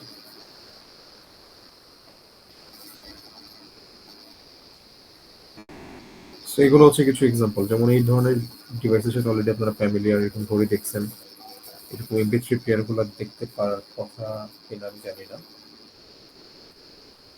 দেখতে পারেন আই গেস। তারপর হচ্ছে এই যে ট্রাফিক লাইট কন্ট্রোলিং সিস্টেম গুলা, যারা হচ্ছে ডিফারেন্ট ডিফারেন্ট যে এমআরআই মেশিন গুলো থাকে, বা হচ্ছে আমার সিটি স্ক্যান মেশিন গুলো থাকে, এগুলোতে ইউজ করা হয়। ফোন, এটা হচ্ছে এই ফোন দেখাইছে, বাট নর্মালি হচ্ছে এটাকে যদি এসওসি পার্সপেক্টিভে চিন্তা করি, তাহলে বলা যায় যে হ্যাঁ, এটা আছে। কারণ ফোনগুলোতে কিন্তু এরকম আলাদা করে র্যাম রম থাকে না, এটা হচ্ছে পুরো একটা চিপের ভিতরে ইন্টিগ্রেটেড থাকে। ঠিক আছে? যদি আলাদাভাবে থাকতো তাহলে ফোনের আমরা র্যাম আপডেট করতে পারতাম, তারপর হচ্ছে রম আপডেট করতে পারতাম। আর এই যে এটা গেল রাউটারের কথা বললাম, এই যে এগুলো হচ্ছে ক্যাম্পোরার। এটা খুব বেশি দিন মার্কেটে ছিল না, আসছে কিছুদিন ছিল, দেন চলে গেছে। আর ডিফারেন্ট ডিফারেন্ট টয় গুলা, তারপর ডিভিডি প্লেয়ার, ডিভিডি প্লেয়ার দেখছেন কিনা আমি জানি না, তারপরে ওয়াশিং মেশিন, যে ট্রেন, এই ধরনের ল্যান্ডফোনগুলো, গাড়িতে অনেক বেশি মাইক্রো কন্ট্রোলার ইউজ হয়। গাড়িতে মাইক্রো কন্ট্রোলার ইউজের পাশাপাশি আরেকটা ডিভাইস ইউজ হয় যেটার নাম হচ্ছে এফপিজিএ। সো এফপিজিএ গুলো হচ্ছে বিশেষ করে এই যে মার্সিডিসের ক্যানভাস এগুলো ডিজাইনিং এর ক্ষেত্রে বেশি এফপিজিএ ইউজ করা হয়। এফপিজিএ হচ্ছে আরো মজার একটা ডিভাইস, এটার মধ্যে আমার একটা ডিভাইসের ভিতরে অনেকগুলো মাইক্রো কন্ট্রোলার বানানো সম্ভব। এফপিজিএ এর ভিতরে আপনি প্রসেসরও বানাতে পারবেন। তো এফপিজিএ হচ্ছে ফিল্ড প্রোগ্রামেবল গেট অ্যারে। এফপিজিএতে আপনি ডিফারেন্ট ডিজিটাল সার্কিট সিমুলেট করতে পারবেন। লেটস আপনি একটা মাল্টিপ্লেক্সার বানাইছেন, আপনি ওটা এফপিজিএতে বার্ন করে ইউজ করতে পারবেন। আপনি একটা অ্যাডার সার্কিট বানাইছেন, ওটাকে এফপিজিএতে বার্ন করে ইউজ করতে পারবেন। সো ডিফারেন্ট জিনিস আপনারা করতে পারবেন। আপনারা যে ভিএইচডিএল বা ভ্যারিলগ যে ডিফারেন্ট এইচডিএল গুলো শিখে আসছেন আর ডিএলডি কোর্সে, ওই হার্ডওয়্যার ডেসক্রিপশন ল্যাঙ্গুয়েজ দিয়ে মোস্টলি হচ্ছে এফপিজিএতে কোডগুলোকে রান করা হয়। সো রান করলে পর এইভাবে কানেকশন গুলো হয়েছে, কানেকশন গুলো হয়ে গেলে অটোমেটিক এইভাবে সার্কিট গুলো বিল্ড হয়। তার মানে কোড লিখে সার্কিট গুলোকে বিল্ড করা যায় ইউজিং এফপিজিএ, এবং ওই সার্কিট গুলোকে আমি রান করে দেখতে পারবো। এরকম আপনি কোড লিখে প্রসেসর বানাতে পারবেন ডিফারেন্ট আর্কিটেকচার ফলো করে। সব থেকে ইজিয়েস্ট অ্যান্ড ওপেন সোর্স হচ্ছে রিস্ক আর্কিটেকচার, এটা ওপেন সোর্স। এটাকে দিয়ে অনেকে হচ্ছে এফপিজিএতে বার্ন করে অনেকগুলো কাজ করা যায়। এটা কিন্তু প্রসেসরের না, এফপিজিএতে বার্ন করে ডিফারেন্ট ক্যানভাস ডিজাইন করা হয় মার্সিডিসের জন্য। তারপরে ফোর্ড নামে যে গাড়ির ব্র্যান্ডটা, ওইখানে হচ্ছে মাইক্রো কন্ট্রোলার ইউজ করা হয়, অনেকগুলো মাইক্রো কন্ট্রোলার এখানে আছে ডিফারেন্ট সেন্সর ডিফারেন্ট অপারেশনের জন্য আলাদা ডেডিকেটেড মাইক্রো কন্ট্রোলার, এবং সবগুলোকে একটা জায়গায় ইন্টিগ্রেট করা হয়েছে। সো মেজর ম্যানুফ্যাকচারার কারা? মেজর ম্যানুফ্যাকচার হচ্ছে আমার অ্যাটমেল কর্পোরেশন, দেন হচ্ছে আমার মাইক্রোচিপ টেকনোলজি, দেন হচ্ছে Texas instrument. So Texas instrument হচ্ছে অনেক পপুলার একটা কোম্পানি। সেমি কন্ডাক্টর ইন্ডাস্ট্রির অনেকে বলা যায় যে ড্রিম জবও থাকে এটা, যে টেক্সাস ইনস্ট্রুমেন্টে জব করা। সো টিআই অনেকগুলো কাজ করে। টিআই হচ্ছে স্যামসাং এর সাথে অনেকগুলো কোলাবোরেশন আছে, আপনার স্মার্ট গ্যাজেটের ক্ষেত্রে, ওয়ারেবল ডিভাইস গুলোর ক্ষেত্রে অনেকগুলো কোলাবোরেশন আছে টিআই। ইন্টারেস্টিং ফ্যাক্ট হচ্ছে টিআই এর একটা অফিস ইন্ডিয়াতে অ্যাভেলেবেল, মানে ইন্ডিয়াতে ওদের ব্রাঞ্চ আছে, বাট বাংলাদেশে এগুলো একটাও কোনো কিছু নেই। এটা হচ্ছে ট্রেনার বোর্ডটা দেখতে, যারা আই গেস সেকশন 1 এর সাথে ল্যাব করেন তারা অলরেডি দেখে ফেলছেন, আর যারা সেকশন 2 এর ল্যাব, যেটা আজকে হওয়ার কথা ছিল, তারা হচ্ছে ইনশাআল্লাহ নেক্সট ক্লাসে দেখতে পারবেন এটা। সো ট্রেনার বোর্ডটা এরকম থেকে দেখতে, যেখানে এটা হচ্ছে আমার এলসিডি প্যানেল। সেই এলসিডি কে নিয়ে কাজ করার জন্য এই যে পিনগুলা, এখানে কত 8টা এলইডি দেওয়া, 8টা এলইডি নিয়ে কাজ করার জন্য এই যে 8টা পিন, আর 4টা পোর্ট থাকে, port A, port B, port C, port D. এই কটা জিনিস জানলে হবে। এটা দিয়ে হচ্ছে আমরা কোডগুলোকে আপলোড করি, আর এটা হচ্ছে আমি যখন কোড আপলোডিং শেষ, আমি এখন আমার পিসিটা ছাড়া মাইক্রো কন্ট্রোলারটাকে মানে অপারেট করতে যাচ্ছি, তখন হচ্ছে এটা এক্সটার্নাল একটা পাওয়ার সাপ্লাই থেকে পাওয়ার নেওয়া হয়। সেটা হতে পারে একটা ব্যাটারি বা অন্য যে কোনো কিছু। সফটওয়্যার কোনগুলো লাগবে? সফটওয়্যার হচ্ছে আমার 3 ধরনের সফটওয়্যার নিয়ে মোস্টলি কাজ করা হয়। তো ফার্স্ট আমাকে দেখতে হবে আমি কি করতে চাই, আমি কি সিমুলেশন করতে চাই নাকি হচ্ছে হার্ডওয়্যারে কাজ করতে চাই। সো সফটওয়্যারগুলো হচ্ছে প্রোটিয়াস, এটাকে লেটস আমি নাম্বার দিলাম 1। কোড ভিশন এভিয়ার, আমি এটাকে লেটস নাম্বার দিলাম 2। আর হচ্ছে আমার এক্সট্রিম পার্টনার, এটাকে আমি নাম্বার দিলাম 3।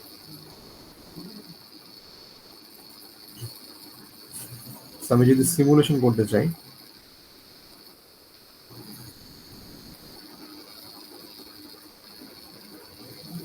সেক্ষেত্রে আমার লাগবে প্রোটিয়াস। প্রোটিয়াস কেন লাগবে? সার্কিটগুলোকে বিল্ড করতে। আর লাগবে কোড ভিশন এভিয়ার। এটা কেন লাগবে? তার কারণ হচ্ছে কোড করতে। আর যদি হার্ডওয়্যার ইমপ্লিমেন্টেশনে যাই,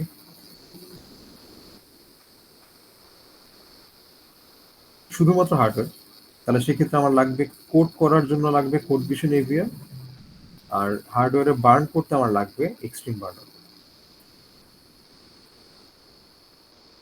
কম্বিনেশনটা বোঝা গেছে, দুইটার ক্ষেত্রে কিন্তু কোড ভিশন এভিআরটা কম হবে। রিজন হচ্ছে কোড ভিশন এভিআর দিয়ে আমি কোডিংটা করি। সো কোড ভিশন এভিআর যে কোডিংটা করি, সেই কোডিংটা হচ্ছে সি প্রোগ্রামিং ল্যাঙ্গুয়েজ ইউজ করে করা হয়, বা সেটাকে বলা হয় এমবেডেড সি। সি তাই একটু জাস্ট অ্যাডভান্স বা কিছু অ্যাডিশনাল ফিচার ইন্টিগ্রেটেড, এই জন্য এটাকে বলা হচ্ছে এমবেডেড সি। একদম এক্স্যাক্টলি সেম 103 যে সি পড়ে আসছেন সেই সির সাথে একদম সেম। এখন নর্মালি কম্পিউটার বা আমরা যাই বলি ডিভাইসগুলো হচ্ছে মোস্টলি আমার কাজ করে মেশিন ল্যাঙ্গুয়েজে। তার মানে সে বুঝে 0 আর 1, এর বাইরে সে কিছু বোঝে না। সো এই যে আমার কম্পাইলার হচ্ছে আমার লেখা কোডটাকে 0 আর 1 এ কনভার্ট করে বা মেশিন ল্যাঙ্গুয়েজে কনভার্ট করে। সো অনেকগুলো জিরো, একটা জিরো, দুইটা জিরো, তিনটা জিরো, চারটা জিরো, বা চারটা 1, 2, 3, 4। সো এই জিরোগুলোকে আমি লিখতে পারি 0 দিয়ে, এটাকে আমি হেক্সাডেসিমালে লিখতে পারি এফ। বুঝা গেছে? একটাকে লিখতে পারি 0 আর একটাকে লিখতে পারি এফ। তার মানে দেখেন, এই যে আমি শুধু বাইনারিতে লেখার পরিবর্তে আমি যদি সেটাকে হেক্সাতে লিখি, আরো কনভিনিয়েন্ট ওয়েতে রিপ্রেজেন্ট করা যায়। সো তখন এটা যেটা করে, কম্পাইল কোডটাকে হেক্স ফাইলে কনভার্ট করে, হেক্সাডেসিমাল। আর ওই হেক্স ফাইলটা আমি যদি প্রোটিয়াসে আপলোড করি, আমার সিমুলেশন হয়ে যাবে। আর হেক্স ফাইলটা যদি আমি আমার এক্সট্রিম বার্নারে আপলোড করি, তাহলে সেক্ষেত্রে হচ্ছে আমার কি হবে, হার্ডওয়্যারে কাজ করবে। স্পেশাল নোট বই রেফারেন্স দিয়ে দেওয়া আছে, এগুলো কিছু লাগবে না। আমি জাস্ট আপনাদেরকে দুটো তিনটা জিনিস একটু বলে দিই, এগুলো একটা বাসায় দেখবেন। ফার্স্ট হচ্ছে একটা নাম্বার 2, অথবা একটা নাম্বার ধরলাম 7, অথবা একটা নাম্বার ধরলাম 6। সো এই ডেসিমাল নাম্বারটাকে কি করে বাইনারিতে কনভার্ট করতে হবে।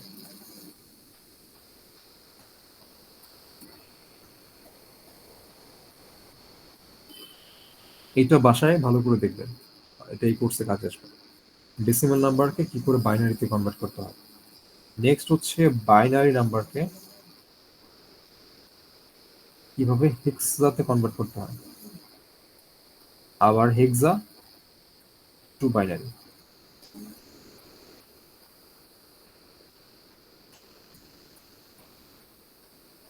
ঠিক আছে, তাহলে decimal to binary conversion, binary two hexa, hexa two binary, এই জিনিসটা শিখে আসতে হবে। আমি যদি একটা সিম্পল দেখাই দিই যে 7কে কি করে বাইনারিতে কনভার্ট করবে, 7 হচ্ছে বাইনারিতে, সরি ডেসিমালে, তাহলে রুল হচ্ছে 1, সেটাকে 2 দিয়ে মাল্টিপ্লাই করবো, সেটা হচ্ছে 2, আবার 2 দিয়ে মাল্টিপ্লাই করবো, সেটা হবে 4, আবার 2 দিয়ে মাল্টিপ্লাই করবো, সেটা হবে 8, আবার 2 দিয়ে মাল্টিপ্লাই করবো, সেটা হবে কি 16। সো 7 করতে আমার কি লাগবে, আমার লাগবে 4 আর 3। সো যে তিনটা নাম্বারকে যোগ করলে 7 হবে, তার নিচে আমরা 1 দিব। সো 1 1 1, আর বাকিগুলো কি দিব, 0। আমার নাম্বারটা যদি হয় 4 বিটের নাম্বার, তাহলে আমি শুধুমাত্র এতটুকু রাখবো। যদি নাম্বারটা হয় 5 বিটের, তাহলে এতটুকুকে রাখবো। বোঝা গেছে? এটা গেল একটা জিনিস। সেকেন্ড, আমরা আমাদের এই কোর্সে যে মাইক্রো কন্ট্রোলারটা ইউজ করবো, সেটার নাম হচ্ছে অ্যাটমেগা 32।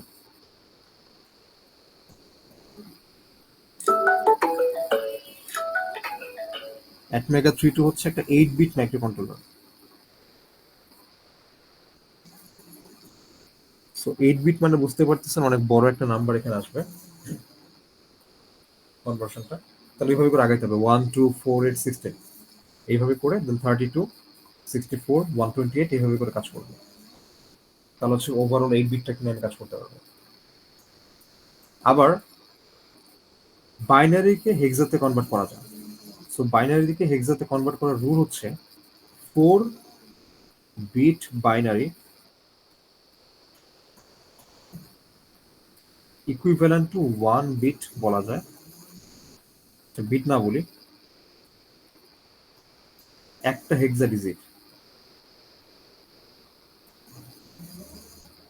তার মানে এই যে আমি যেখানে লিখলাম 0 1 0 1, সো এইটাকে আমি একটা হেক্সাতে কনভার্ট করতে পারবো, তাহলে 1 2 4 8, এটা হচ্ছে 6। আর যদি সামনের বিটটা এমন থাকে 0 0 1 0, তাহলে 1 2 4 8, সেটা হচ্ছে 2। তাহলে 8 ওভারঅল বাইনারি নাম্বার 0 0 1 0 0 1 0 1, এটা হচ্ছে একটা 8 বিট বাইনারি নাম্বার। এটাকে যদি আমি হেক্সাতে কনভার্ট করতে চাই, তাহলে লাস্টের 4 বিট, শুরুর 4 বিট, এই 4 বিটকে কনভার্ট করলে আসে হেক্সাডেসিমাল 2, এটাকে কনভার্ট করলে আসে হেক্সাডেসিমাল 6। তাহলে এটাকে ইকুইভ্যালেন্ট হিসেবে লেখা যায় 26। বুঝা গেছে? যখন বাইনারিতে লিখবো তখন শুরুতে 0b লিখবো, এটা ইন্ডিকেট করবে বাইনারি। যখন ডেসিমাল লিখবো শুধুমাত্র নাম্বারটা লিখবো, লেটস সে ডেসিমাল 25। যখন হেক্সাডেসিমালে লিখবো তখন সামনে 0x লিখবো,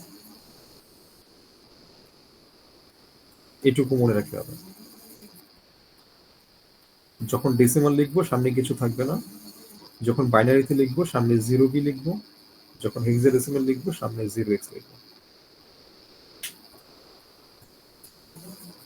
clear? So decimal to binary কনভার্সনটা বাসায় দেখবেন, বাইনারি টু হেক্সা কনভার্সনটা দেখবেন, হেক্সা থেকে বাইনারিতে কি করে কনভার্ট করা যায়। অর্থাৎ আমার যদি একটা হেক্সাডেসিমাল নাম্বার থাকে 0x3f, তার মানে এই এফটাকে ভাঙলে 4 বিটের নাম্বার পাবো, তাহলে 1 2 4 8, এফ মানে হচ্ছে 15। তাহলে কি কম্বিনেশনে 15 আসবে? 1 1 1 1।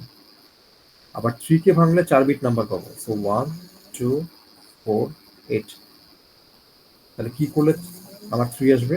1 1 0 0। তার মানে এইটার ইকুইভ্যালেন্ট বাইনারি নাম্বার হচ্ছে 0b 0 0 1 1 আর 1 1 1 1। দ্যাটস সো আজকে তাহলে থাকুক এই পর্যন্ত, আর কিছু নয় আমাদের। এই জিনিসটা হচ্ছে একটু নেক্সট ক্লাসে আসার আগে একটু দেখে আসবেন, এটা অনেক কাজে আসবে। আর এমএসবি এলএসবির কনসেপ্টটা, যে আমার এমএসবি কাকে বলে, এলএসবি কাকে বলে, একটা 8 বিট নাম্বারে কে আমার এলএসবি হবে, কে আমার এলএসবি হবে, এগুলো একটু বাসা থেকে ভেবে নেয়। আসলে টিউসডে ক্লাসে আমরা এটার উপরে ফার্দার কাজ করব। ঠিক আছে তাহলে?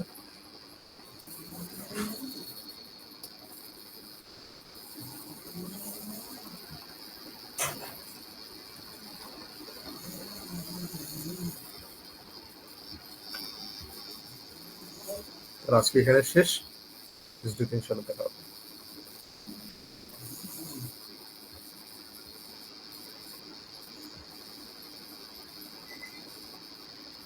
ধন্যবাদ। স্যার হ্যাঁ, আমরা কি লিভ দিব নাকি অ্যাটেন্ডেন্স নেবেন স্যার? আচ্ছা, অ্যাটেন্ডেন্সের হচ্ছে ইয়াটা আমার কাছে নাই, মানে পোর্টালটাতে আমি একেবারে নতুন, আমি ওকে এখনো পর্যন্ত পোর্টালটার সাথে ফ্যামিলিয়ার না। আমি অনেক লম্বা একটা সময় ছুটিতে ছিলাম, স্যার তো আমি এসেই পুরো প্যাকড। হ্যাঁ বলো। স্যার আমরা তো হচ্ছে কনফার্ম অ্যাডভাইজিং দেই নাই, তো হচ্ছে এখনো তো পে স্লিপ পাচ্ছি না, তো আপনি কি কনফার্ম করার জন্য আপনার কাছে আসতে হবে নাকি আপনিই করে দিবেন? আচ্ছা, আমি বললাম আমার এই সফটওয়্যারটা সম্পর্কে একেবারে আইডিয়া নেই, আমি জাস্ট এই সেমিস্টারে কোনো অ্যাডভাইজিং পর্যন্ত করিনি। একটু আচ্ছা। রেজিস্টার অফিস থেকে কনফার্ম করে নিলে বেটার। আচ্ছা স্যার। ঠিক আছে? জি স্যার। সো যাদের ওই অ্যাডভাইজিংটা কনফার্ম করা হয় না, একটু জাস্ট আপনাদের এটা, বিশেষ করে লাস্ট থার্সডেতে আমি দেখলাম যে অনেকগুলো অ্যাডভাইজারের কাছে অ্যাডভাইজিং অ্যাক্সেস নাই, তো একটু রেজিস্টার অফিস থেকে আপনারা কনফার্ম করে নিলে বেটার, যাদের যাদের এখনো কনফার্ম করা হয়নি। জি স্যার। ঠিক আছে তাহলে নেক্সট ক্লাসে ইনশাআল্লাহ দেখা হবে। Thank you sir. আসসালামু আলাইকুম। আসসালামু আলাইকুম স্যার।